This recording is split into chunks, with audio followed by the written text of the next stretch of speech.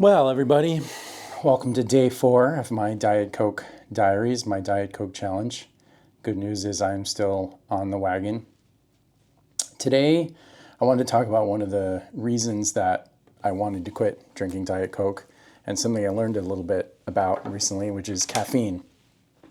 So again, I was drinking 8 or 9 cans of Diet Coke a day back in the day, and I had all these symptoms like heart palpitations and fatigue in the afternoon and sometimes trouble sleeping at night. And you might recognize those symptoms as things that can come from drinking caffeine. And I always figured that's what it was. In my head, I kind of associated a can of Coke with a cup of coffee because I knew they both had caffeine and I didn't really know what that meant.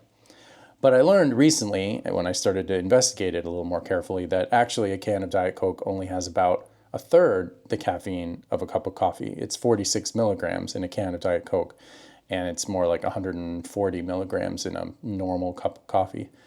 So that means I really was only drinking 3 cups of coffee a day, which is not a small amount. And I do think I'm more sensitive to caffeine than most people, but still, that's not a huge amount, right? So was it just psychosomatic? Well, maybe, but also what I have figured out is the Diet Coke was a diuretic, which put simply means that it was dehydrating me and I was peeing more frequently.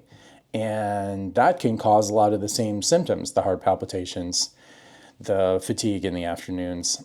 Now, I tried to combat that by drinking more water, but then I was drinking all this Diet Coke and drinking all this water, and I was just peeing all the time, and that just wasn't working. So, also, Diet Coke has aspartame in it. Now, the Coca-Cola Corporation will swear up and down that aspartame is perfectly safe, and it probably is, generally speaking, a safe-ish ingredient. But still, drinking that much of anything like that that's chemical-based has got to have some impact on you. And there are some preliminary results that suggest that maybe aspartame has some kind of effect of impairing sleep or causing fatigue.